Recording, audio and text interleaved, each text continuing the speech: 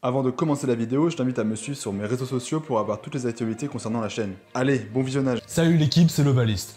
Aujourd'hui, j'aimerais tenter un nouveau format dans lequel je revisiterai des matchs qui m'ont marqué et qui ont marqué l'histoire du rugby lui-même. Ce format n'est pas encore totalement fixé parce que je me cherche encore et donc je suis à l'écoute de vos conseils dans les commentaires. Je préviens d'ores et déjà que les images que j'ai trouvées pour ce match-là ne sont pas de très bonne qualité. J'ai pas réussi à trouver d'autres images du match en complet qui soient en meilleure définition. Bref, quand faut y aller, faut y aller. Ouvrons donc ce premier épisode de Rétro Rugby dans lequel on va parler de France-Pays de Galles 2017. Nous sommes le 18 mars 2017 au Stade de France. Pour sa dernière sortie du tournoi, le 15 de France reçoit alors le Pays de Galles. Après des défaites encourageantes en Angleterre et en Irlande et des victoires plutôt satisfaisantes contre l'Écosse et l'Italie, les Bleus veulent à tout prix finir leur tournoi en beauté, en affichant une balance positive en termes de victoires et pourquoi pas accéder à une marche du podium. Mené par Guinoves depuis 2016, le 15 de France commence à afficher un visage assez souriant, pratiquant un jeu parfois assez brouillon mais plutôt agréable à regarder dans l'ensemble. La patte du gourou toulousain commence alors à se faire sentir sur cette équipe qui joue davantage dans la défense et qui insuffle plus de dynamisme et de mouvement dans son jeu. De plus, cette équipe semble enfin bénéficier d'un zeste de stabilité, les feuilles de match gagnant en cohérence rencontre après rencontre. Du côté gallois, il leur fallait eux aussi une victoire, pour espérer une place sur le podium après deux défaites, une face à l'Écosse et une autre plus humiliante à domicile face aux Anglais. Ce match était donc l'occasion pour eux de limiter la casse. Ce sont donc deux équipes frustrées et espérant finir leur tournoi sur une bonne note qui se font face en cet après-midi de mars 2017. La tension est palpable dans l'arène de Saint-Denis, et les 80 000 spectateurs présents pour l'occasion ne le savent pas encore, mais ils sont sur le point d'assister au match de rugby le plus long de l'histoire.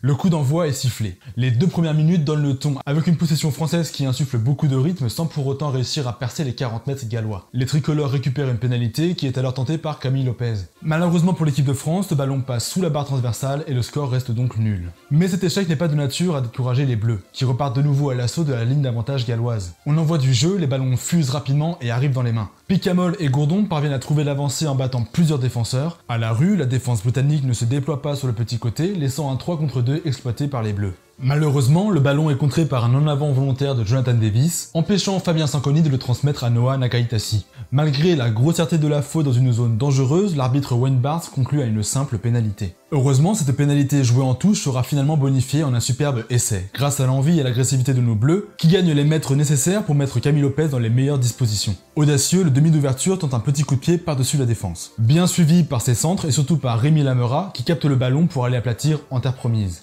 Essai marqué puis transformé, 7-0 alors pour les tricolores. On ne pouvait rêver meilleure entame de match pour l'équipe de France. Ce premier essai eut le mérite de piquer au vif les Gallois, alors bien décidés à investir le camp français. Ils tentent donc de mettre du rythme en enchaînant plusieurs passes audacieuses. Infortunément pour nos amis celtes, ces actions sont gâchées par de bêtes fautes de main. Cet en avant est alors l'occasion pour les Français de prouver leur supériorité en mêlée, permettant à Louis Picamol de prendre le ballon et de progresser malgré les tentatives de plaquage de 4 défenseurs gallois, le tout avant de servir à Vakatawa parfaitement placé à hauteur pour un sprint de 30 mètres. Coupé de ses soutiens, le franco-fidjien ne peut alors que s'enferrer sur George North à l'entrée des 22 mètres adverses. Aux abois, la défense galloise se retrouve de nouveau en sous-nombre et concède alors de précieux mètres. De leur côté, les Français profitent des intervalles ouverts mais perdent alors le ballon sur une passe hasardeuse et non nécessaire. Quelques minutes après, la supériorité française en mêlée permet de récolter une nouvelle pénalité. Cette fois-ci, Camille Lopez la passe, 10-0, l'écart se creuse. Cependant, les Gallois repartent à l'attaque du camp français. Sur l'aile gauche, Bigard profite du mauvais coulissement de la défense tricolore pour jouer son 2 contre 1 avec son ailier. Ce qui va mener à une des actions les plus litigieuses de ce match,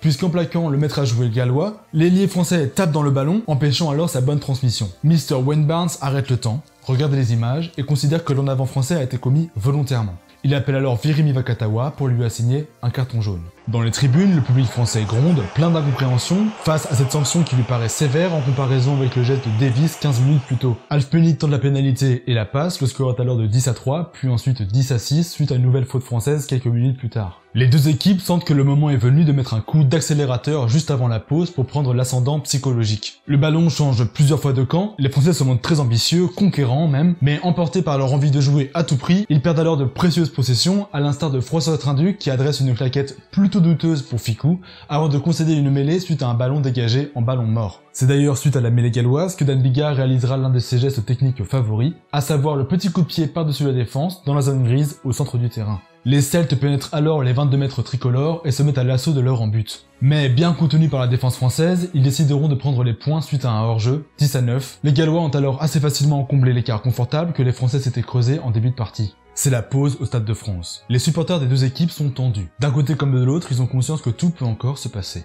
Et le moins que l'on puisse dire, c'est qu'ils ne sont pas au bout de leur peine.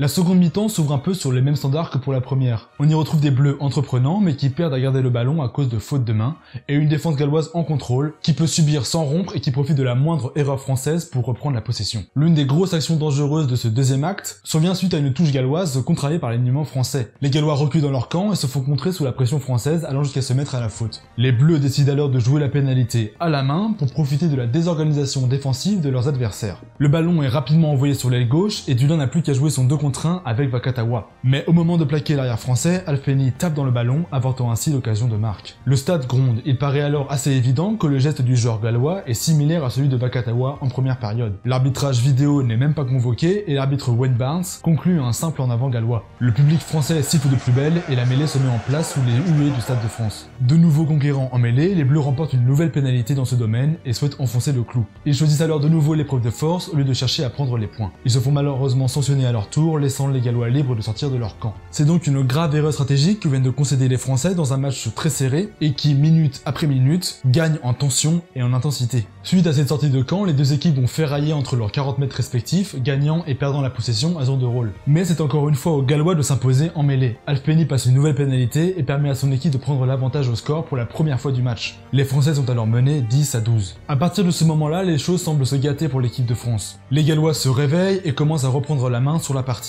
Ils contrarient l'alignement tricolore et parviennent à gratter des ballons au sol. Les Bleus subissent, mais ne s'avouent pas vaincus. Repoussé dans son embut à cause d'un coup de pied rasant, Brice Dulin choisit de relancer malgré la forte pression galloise. Les Bleus amorcent alors une formidable remontée du terrain à la main, se refusant à utiliser l'option du jeu au pied. Les passes fusent dans tous les sens, toujours audacieuses mais souvent hasardeuses, mettant à mal les spectateurs les plus cardiaques. Phase après phase, percussion après percussion, au bout d'une quarantaine de mètres gagnés, Baptiste Serin finit par opter pour un dégagement et trouve une superbe touche dans les 22 mètres adverses. Malgré cela, les Celtes resserrent un peu plus leur emprise sur la partie avec une nouvelle pénalité, creusant ainsi l'écart de 3 nouveaux points. Mais ce n'est pas du genre à décourager nos Bleus du jour, qui repartent de plus belle au combat, progressant sur les charges du puissant Antonio et sur la belle réception de balle de Noah Nakaitasi. Face à ce nouvel assaut, les Diables Rouges se mettent à la faute dans un ruck et Camille Lopez réduit l'écart au score, 13-15, tout est encore possible. Malheureusement, ce répit ne sera que de courte durée puisque, à peine repoussés, les Gallois seront de retour dans le camp français. Leur stratégie est plutôt claire, réduire la voilure et petit à se rapprocher de leur but en espérant une mise à la faute des Français. Et c'est forcément ce qui finira par arriver aux alentours de la 70e minute. Alfeni ne se fait pas prier et enquille 3 points supplémentaires. Score 13-18 en faveur des Gallois, la pression est plus qu'intense à 10 minutes de la fin de ce match. Les Bleus s'appuient alors sur les domaines qui les ont fait avancer depuis le début de la rencontre, à savoir la mêlée et le pari du jeu, comme sur cette action dangereuse infortunément inventée par Noah Nakaitasi. Suite à diverses fautes de main et mêlées à plusieurs endroits du terrain, les Français finissent tout de même par réinvestir les 22 Gallois. Dynamisé par Dupont, le 15 de France multiplie les offensives. La clameur du public monte à chaque mètre gagné. Mais c'est à 1 minute de la fin du temps réglementaire que le véritable spectacle s'apprête à commencer.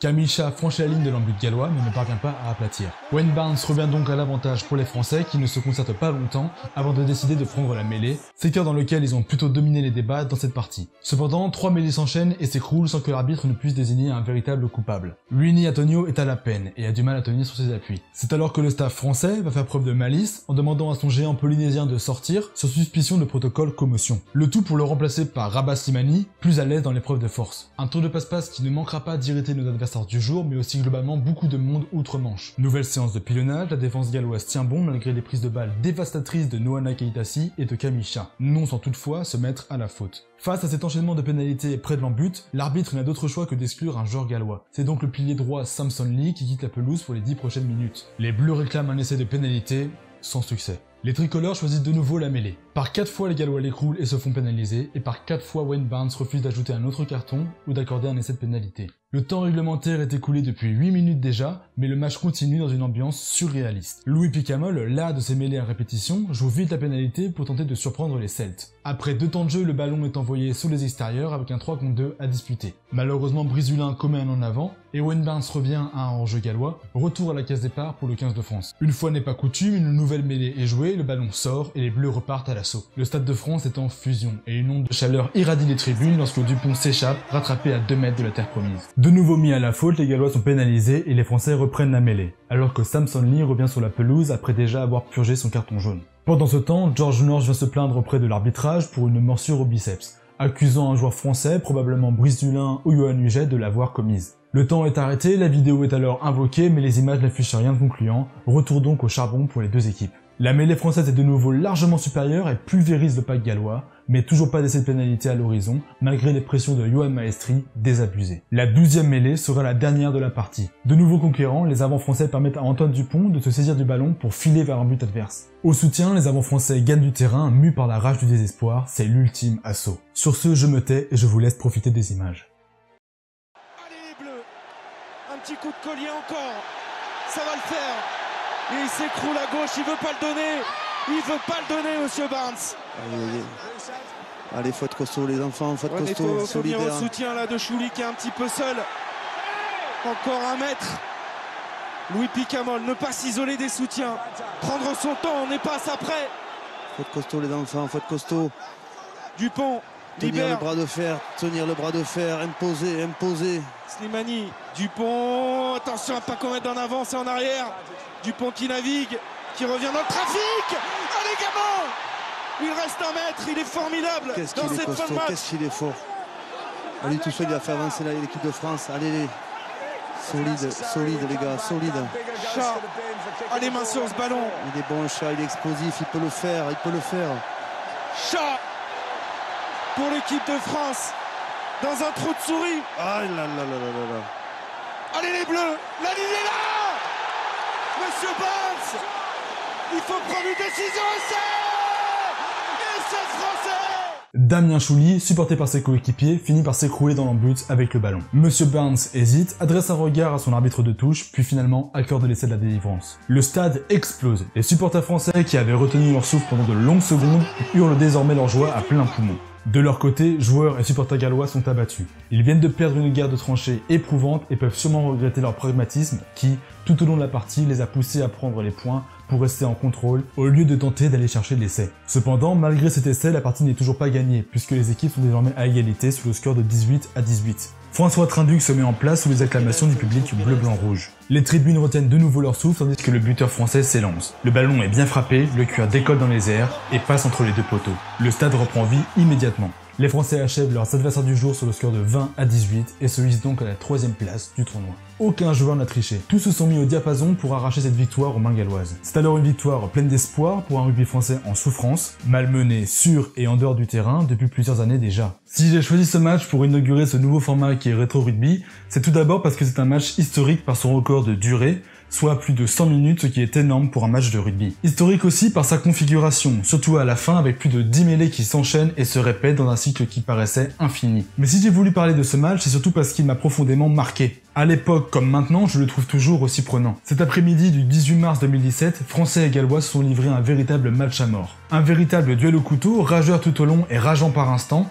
à l'instar des décisions arbitrales incompréhensibles, des manigances du staff français pour permettre à Rabah Slimani de rentrer à nouveau sur la pelouse, et en passant par les réclamations de George North pour une hypothétique morsure au bras. Ce match est d'ailleurs toujours un point de tension entre Français et Britanniques, tant nos visions des événements sont différentes. J'invite d'ailleurs ceux qui le peuvent à regarder le match commenté version anglophone, vous verrez, les réactions ne sont pas toujours les mêmes. Bref, j'en ai le souvenir d'un match très fouillis, presque baroque tellement de choses s'y sont passées. C'est aussi pour moi un match symbolique, presque cliché par moments, avec des Français imprégnés de French flair, tentant toujours l'impossible et faisant preuve d'une audace teintée d'insolence qui n'est pas toujours récompensée, tant on a pu compter les occasions gâchées par les fautes de main. Et face à ce cliché latin, les Gallois à l'inverse, eux, ont fait preuve d'un pragmatisme glacial, ne se découvrant que très peu, jouant cliniquement et se contentant de prendre les points quand ils en eurent l'occasion. Ce match, c'est aussi une bouffée d'oxygène pour une équipe à la peine depuis 2011. Une équipe qui souffre d'un manque de stabilité, d'un calendrier trop chargé pour ses joueurs, d'un renouveau de génération qui se fait attendre, et surtout d'un nombre incalculable de problèmes structurels que l'on n'a que trop décriés ces dernières années. Car ces bleus-là, guidés par Guy Novès, avaient le mérite de pratiquer un jeu attrayant, audacieux, même si cela ne payait pas forcément. Cette rencontre est pour moi l'occasion de me remémorer les raisons qui ont poussé le staff à choisir Guiradeau en tant que capitaine du 15 de France. Tant sa rage et son appétit dans le combat sautent aux yeux en défense comme en attaque. Le capitaine des Bleus ne s'économise jamais, et sur ce match, il a prouvé qu'il était l'un, si ce n'est le meilleur talonneur européen de l'époque. J'ai le même sentiment à l'égard de Louis Picamol que j'ai beaucoup critiqué avant la Coupe du Monde 2019 car je le trouvais dépassé et plus assez haut niveau pour mériter sa place dans le groupe pour la Coupe du Monde. Pourtant sur ce match-là, il a concassé les Gallois, les a poussés dans leur dernier retranchement, toujours dans l'avancée, même avec plusieurs défenseurs sur le dos.